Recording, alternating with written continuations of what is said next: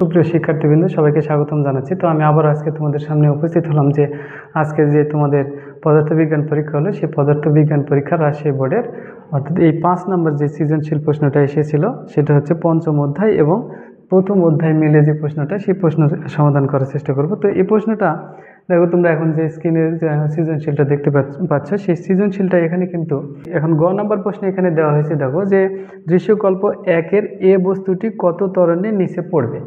তাহলে এখানে খেয়াল করে দেখো যে প্রশ্নটা এখানে কিন্তু যে চিত্রটা দেখানো হয়েছে, সেই চিত্রের আলোকে আমরা যদি এই চিত্রটা আরেকবার একটু এঁকে দেখার চেষ্টা করি, তাহলে দেখো এই চিত্রটা কিন্তু এইভাবে দেখানো আছে।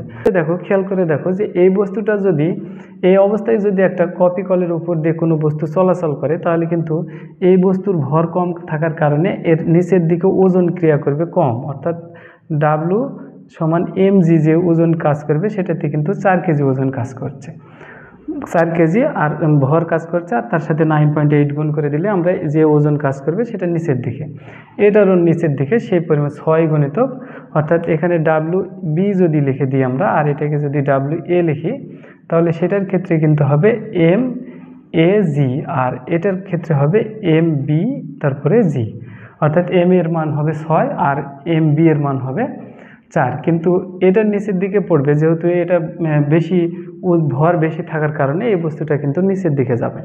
তাহলে সেটা কিভাবে হিসাব করবো আমরা, দেখো এই জাতীয় প্রশ্ন কিন্তু তোমাদের আগের প্রশ্নেও বিভিন্ন বোর্ডের প্রশ্নেও ছিল। তো যাই হোক, গ নাম্বার অ্যান্সারটা এখন যদি আমরা করতে চাই, তাহলে 5 নম্বরের গ যেটা দেওয়া হয়েছে সেটার ক্ষেত্রে দেখো এই জাতীয় প্রশ্নের এই বস্তুটা যদি নিচের দিকে পড়তে চাই, তাহলে কিন্তু এই বস্তুটাকে উপরের দিকে উঠাতে হবে, আর এই বস্তুটা তখন নিচের দিকে নামবে, কিন্তু এই বস্তুটাকেও টেনে নিয়ে যেতে হবে। সেটার ক্ষেত্রে এখন যদি আমরা ধরি যে এই পার্শ্বের যে টান কাজ করছে, সেই টানকে আমরা T1 যদি ধরি, এই সুতার টান, এই পার্শ্বের যে টান কাজ করছে সেটাকে আমরা ধরলাম T2, এই টান কাজ করছে। তাহলে এখন আমরা 3টে বস্তুর জন্য একবার করে হিসাব করে দেখব যে কোনটা। এখানে খেয়াল করে দেখো যে প্রথমে এই বস্তুর জন্য আমরা যদি চিন্তা করি, তাহলে এই বস্তুটার ক্ষেত্রে দেখো এই বস্তুটা কিন্তু নিচের দিকে ওজন কাজ করলেও সেটা কিন্তু কার্যকর হচ্ছে না, সেটা উপরের দিকে যাচ্ছে। তাহলে সেই ক্ষেত্রে আমাদের লিখতে হবে, তাহলে এ বস্তুর ক্ষেত্রে বি বস্তুর ক্ষেত্রে আগে হিসাব করি, বি বস্তুর ক্ষেত্রে। তাহলে এটার ক্ষেত্রে আমরা পাচ্ছি দেখো যে এই টান T1 কিন্তু কার্যকর হচ্ছে, টানটাই কার্যকর হচ্ছে, আর বস্তুটা কিন্তু উপরের দিকে উঠে যাচ্ছে, অর্থাৎ এটা কিন্তু কার্যকর করতে পারছে না। তাহলে এখানকার ক্ষেত্রে টানটা যেহেতু কার্যকর হচ্ছে, তাহলে এটা পজিটিভ হিসাবে আমরা ধরে নিচ্ছি, তাহলে T1। আর এটা যেহেতু কাজ করতে হচ্ছে না, তাহলে এটা -WB, এটা হলো সমান কিন্তু এই প্রেক্ষাপটটা সম্পূর্ণ কিন্তু একই ত্বরণে।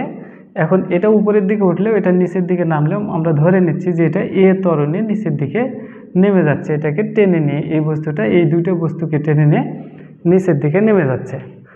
তাহলে সেই ক্ষেত্রে কিন্তু এটাতে যেহেতু টান এখানে কাজ করলো, তাহলে উপরের দিকে, তাহলে মোট কাজ করছে কত, এম এ, যেহেতু বি বস্তু তাহলে বি আর জি, অর্থাৎ এই পরিমাণ ওজনটা তার নিচের দিকে কাজ করার কারণে এই জি মানটা কিন্তু এখন জি আর কার্যকর হচ্ছে না, অর্থাৎ এটা একটু নিচের টান কাজ করার কারণে এই ত্বরণটা এখানে কার্যকর হচ্ছে। তাহলে আমরা এই জি এর পরিবর্তে তখন এখানে লিখে দিলাম এ, যে ত্বরণ থাকছে সেই ত্বরণ এ। এখন এটা 1 নম্বর সমীকরণ আসলো। দ্বিতীয় বস্তু অর্থাৎ এই এ বস্তুর জন্য আমরা যদি দেখি, তাহলে এ বস্তুর ক্ষেত্রে খেয়াল করে দেখো যে এখানে কিন্তু এই টানটা কাজ করতে পারছে না, অর্থাৎ বস্তুটাই নিচের দিকে পড়ে যাচ্ছে। তাহলে এখানে কিন্তু এই ডাব্লু এটাই বেশি কার্যকর হচ্ছে, অর্থাৎ নিচের দিকে কাজ হচ্ছে, সেই জন্য এটাকে পজিটিভ ধরলাম, আর এই T2টাকে আমরা নেগেটিভ ধরলাম। তাহলে এখানে -T2 সমান কিন্তু এম এ, আর এই যে প্রেক্ষাপটটাই যেহেতু এ ত্বরণে কাজ করছে, তাহলে এ হলো। তাহলে এখানে আমরা এ লিখে এটাকে 2 নম্বর সমীকরণ দিলাম। তার পরবর্তীতে যে বস্তুটা আছে, এখন যদি আমরা সি বস্তুর দিকে বিবেচনায় নিই, এখন দেখো এই বস্তুটার ক্ষেত্রে কিন্তু এখানে 1 কেজি ভর কাজ করলেও এই দুইটা টানের মধ্যকার কিন্তু এই টানটা কার্যকর হচ্ছে না, অর্থাৎ যেহেতু বস্তুটা এই দিকে চলে যাচ্ছে তাহলে এই টানটা কার্যকর না হয়ে এই টানটা কার্যকর হচ্ছে। তাহলে সেটার ক্ষেত্রে আমরা যদি লিখি যে সি বস্তুর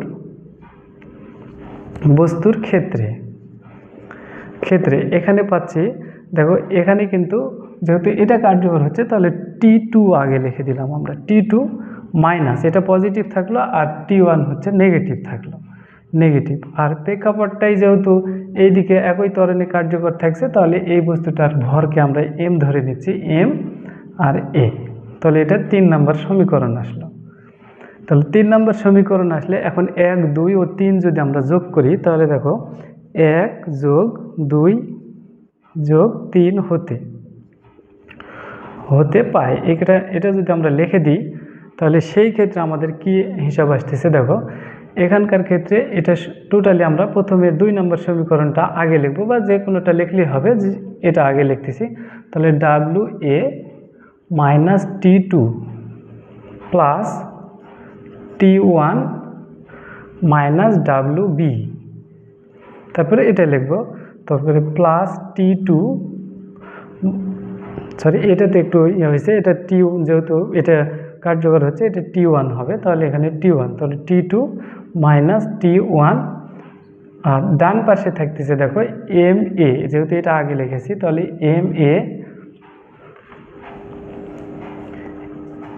MA plus MB plus M into, যেহেতু সবার মধ্যেই A আছে তাই A একবারে কমন হিসাবে লিখে দিলাম। তাহলে এই সমীকরণটা কিন্তু আমরা পেলাম।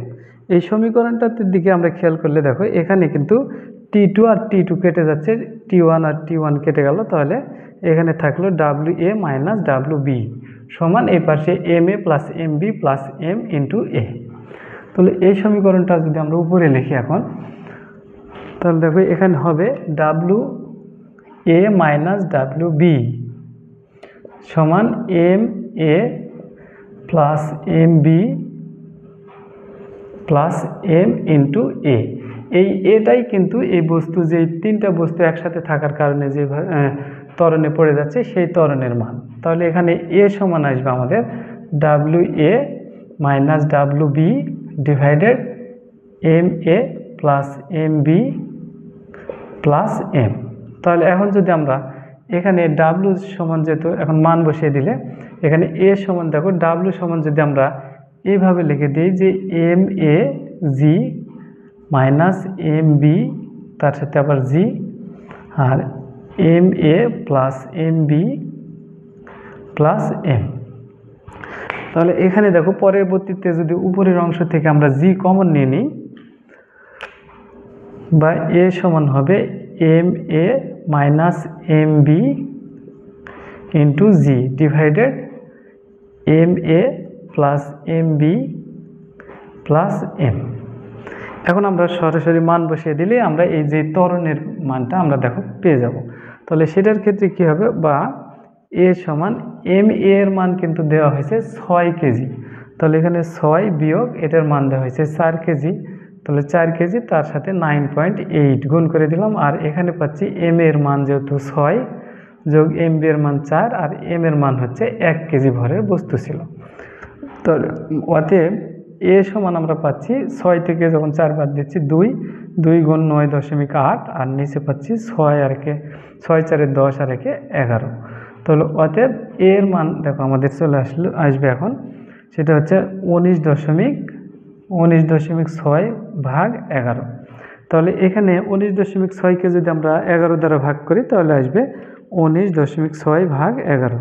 তাহলে এখানে মান পাচ্ছি 1.78, অর্থাৎ তাহলে A সমান, বা লিখে দিলাম এখানে, তাহলে অতএব A সমান 1.78 মিটার পার সেকেন্ড। অর্থাৎ এই ত্বরণে কিন্তু বস্তুটা 9.8 ত্বরণে না পড়ে এই ত্বরণের নিচের দিকে পড়তে থাকবে। এটাই কিন্তু প্রশ্নটা তোমাদের গ নম্বর প্রশ্নে যেটা দেওয়া হয়েছে, যে দৃশ্যকল্প 1-এ এ বস্তুটি কত ত্বরণের নিচের দিকে পড়বে, অর্থাৎ এ বস্তুটি পড়লে কিন্তু এই বস্তুটা সেই ত্বরণে উপরের দিকে উঠবে, অর্থাৎ বি বস্তুটা এই ত্বরণে উপরের দিকে উঠবে আর এই বস্তুটা এই ত্বরণের নিচের দিকে নামবে। তো যাক, এখন আমরা পরবর্তী প্রশ্নটা দেখি। পরবর্তী প্রশ্নটাতে দেখো, এখানে কিন্তু প্রথম অধ্যায় থেকে যেটা প্রশ্ন দেওয়া হয়েছে, একটা কিন্তু এখানে বলা হয়েছে, এখানে যে তথ্যটা দেওয়া হয়েছে সেটা দুটি দৈর্ঘ্য পরিমাপক যন্ত্র এ ও বি, এ এর ভার্নিয়ার স্কেলের ভাগ সংখ্যা 20 এবং মূল স্কেলের ক্ষুদ্রতম এক ভাগের দৈর্ঘ্য 1 মিলিমিটার, এবং বি এর বৃত্তাকার স্কেলের মোট ভাগ সংখ্যা 100 এবং পিচ হচ্ছে 1 মিলিমিটার।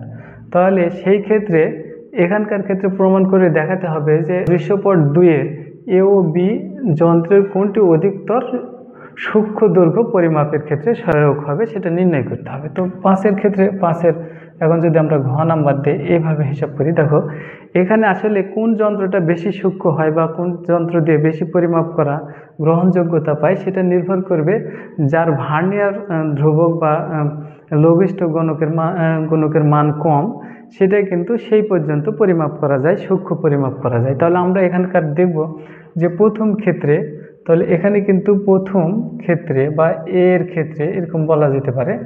তাহলে প্রথম ক্ষেত্রে কি কি তথ্য দেওয়া হয়েছে দেখো, যে এ ভার্নিয়ার স্কেলের ভাগ সংখ্যা হচ্ছে 20। তাহলে ভার্নিয়ার স্কেলের ভাগ সংখ্যা n সমান 20, এবং এখানে কিন্তু এক ভাগের দৈর্ঘ্য এবং এক ভাগের দৈর্ঘ্য ক্ষুদ্রতম এক ভাগের দৈর্ঘ্য এখানে কিন্তু দেওয়া আছে যে 1 মিলিমিটার। তাহলে এখানে অতএব ভার্নিয়ার ধ্রুবক, অতএব ভার্নিয়ার ধ্রুবক যদি আমরা নির্ণয় করি তাহলে সেটা হবে ক্ষুদ্রতম এক ভাগের দৈর্ঘ্য ডিভাইডেড ভার্নিয়ার স্কেলের ভাগ সংখ্যা। তাহলে এখানে হবে 1 মিলিমিটার ডিভাইডেড 20। এটাকে যখন ভাগ করে দিব তাহলে এখানে আমরা পাবো, দেখো 1কে যখন 20 দ্বারা ভাগ করে দিব তাহলে 0.5 মিলিমিটার, এটা মিলিমিটার এককে আমরা পেলাম। এই এককটাও যদি তোমরা রেখে দাও তাহলেও সমস্যা নাই, অথবা এখানে যদি তোমরা মিলিমিটারকে সেন্টিমিটার করো তাহলে এখানে যদি আমরা 10 দ্বারা ভাগ করে দিই তাহলে ভাগ 10 সেন্টিমিটার, তাহলে এখানে হবে 0.05 সেন্টিমিটার। এটার ক্ষেত্রে প্রথম ক্ষেত্রে আমরা ভার্নিয়ার ধ্রুবকের মান পেলাম দেখো 0.5 সেন্টিমিটার। পরবর্তী ক্ষেত্রে এখন আমরা দ্বিতীয় ক্ষেত্রে অর্থাৎ বি যে যন্ত্রটা আছে সেটার জন্য যদি নির্ণয় করি, এখানে কিন্তু বৃত্তাকার স্কেলের মোট ভাগ সংখ্যা 100 এবং পিচ দেওয়া হয়েছে, যেহেতু এটা হচ্ছে স্ক্রু গজের একটা বর্ণনা দেওয়া আছে এখানে। তাহলে এখানে আমরা দ্বিতীয় ক্ষেত্রে যদি পরবর্তীতে আমরা লিখে দিই যে দ্বিতীয় ক্ষেত্রে বৃত্তাকার স্কেলের মোট ভাগ সংখ্যা, বৃত্তাকার স্কেলের